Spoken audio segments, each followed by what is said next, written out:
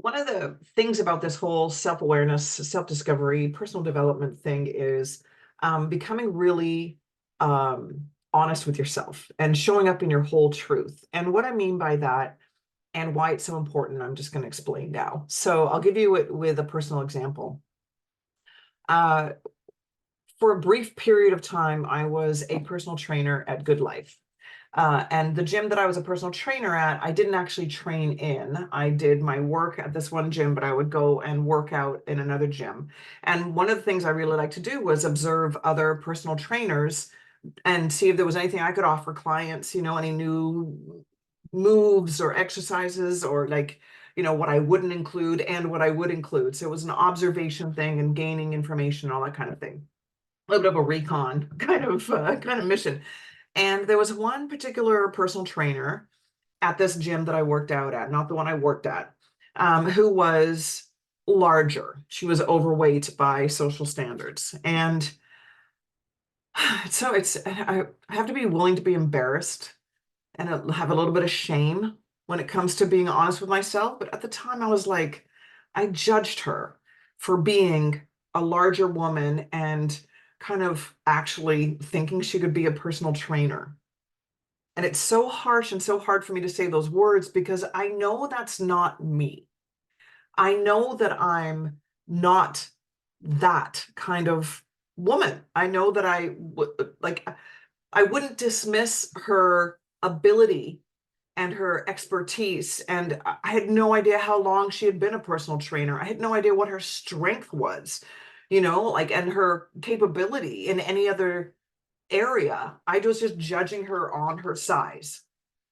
And it was absolutely humiliating in my own, of course, I didn't share it with anybody, but I was embarrassed for myself in myself, right? And I realized at that moment of self-realization and being totally honest with myself that I needed to give myself enough time and space to say, hang on a second, is that really mine? Do I really honestly think that she's not worthy of being a personal trainer because she's a larger woman? She's fat, she's overweight. I'm, is that really who I am as a woman and as a fellow personal trainer? And when I allowed myself the time to catch up and for my true being, my true soul, my true core belief, mine, to show up, it was like, of course not. It just didn't, it was a no-brainer. Like it didn't matter what size she was if she was a competent personal trainer and doing the right thing and not causing injury and not, showboating and, and making like, and all of the values that I tend to lean towards with personal training, the functional movement and all the things, right? And safety and blah, blah, blah, and making sure it's matches the client, right? And not anyway, all of those things. And so I was able to then observe her from that lens, like those glasses of the true me. And fuck yeah, she was rocking it, man. Like she really was listening to her client and she was observing and she wasn't just like looking at her watch and and or eye rolling or anything. She was very much intent on making sure this was the best experience for her client in that moment. She was very present. So I dismissed the original thought about, oh my God, who does she think she is being a personal trainer? It was like a split second of a thought, and it was conditioned. It was society. I was speaking on behalf of this cultural, societal narrative of, larger people being, I don't know, like less worthy or something, or not being able to be in certain industries, like absolute bullshit and totally not who I am, but I needed to show up for myself. And that's part of this thing. And that's what's so cool is you're able to almost distance yourself or disassociate yourself from that conditioned thought and step into your true core belief, true core value, true who you are thought.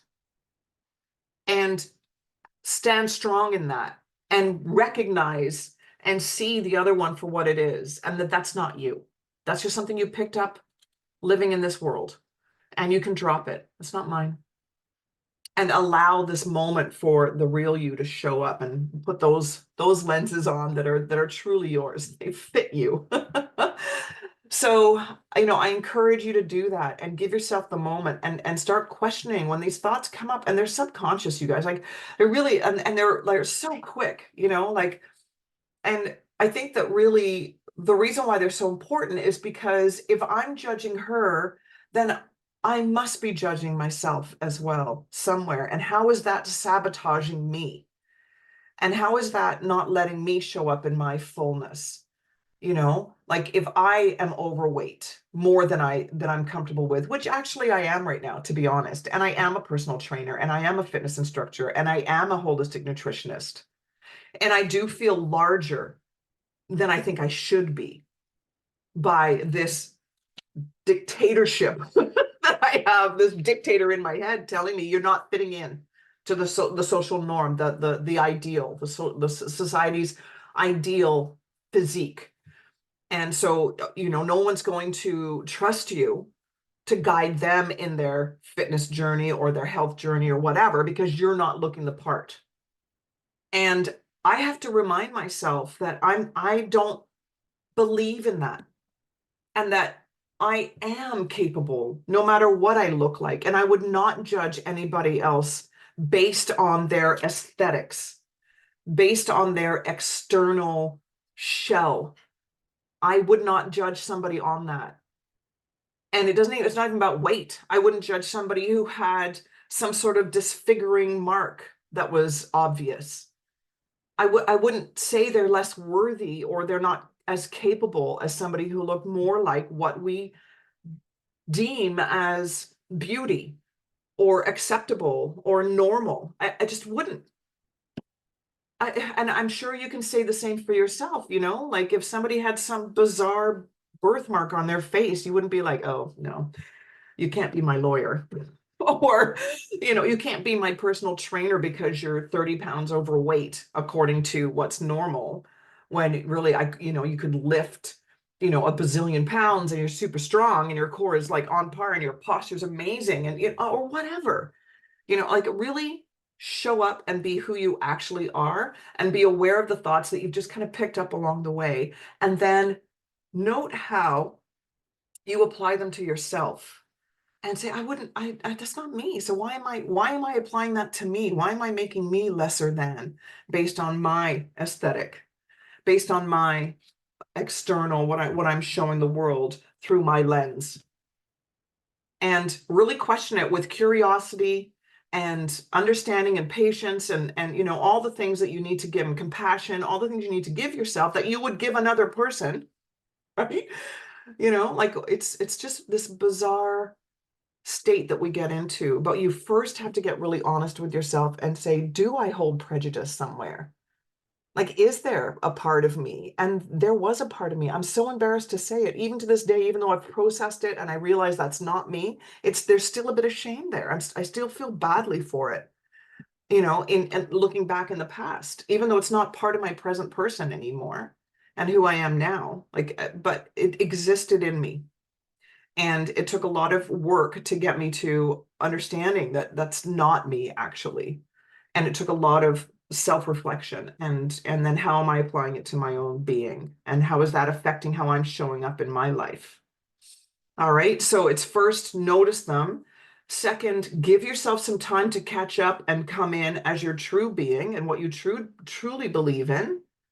And then process that whole thing and be okay with being embarrassed and feeling a bit of shame about it. That's okay.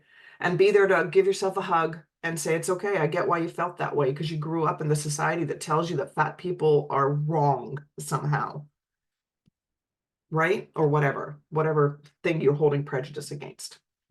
And be okay. It's okay. Allow yourself that and give yourself some forgiveness, self-forgiveness and self-understanding. And then see how it's making what effect it has on you and how you show up in your world. And is this who you want to be? Right? Okay. All right. That's it. So I hope that inspires you to do some more of this kind of work. And and remember, it's always in curiosity and interest, right? It's not in self-criticism or, like, oh my God, how could you? I don't want you to hold on to the shame at all. Obviously, that's not why you're doing this, but it's just, isn't that fascinating that I actually do have that? And it doesn't really matter where it came from. I could go down that rabbit hole easily. Was it my school? It certainly wasn't my parents, but like friends that I hung out with, TV shows, whatever. Like it doesn't fucking matter in the end, right? What matters is that you remember that you can now show up as your true self and decide now for yourself what you believe in. Hold on to what you want to hold on to and just let go of the stuff that you know is not yours. Okay, cool. All right, that's it. I'm going to awkwardly look for the button. All right, go forth and keep figuring out who you are, man. It's a lifelong event. This doesn't, it's not a, okay, I've done it now. It makes life more interesting. It makes you a more interesting person to you. And I think that's a big missing piece for us, that, we just like to feel like we're just plodding along. You're not, you don't have to just plod along. You can actually feel invested and an active participant in your life by exploring who you are. Okay. All right. Talk to you soon.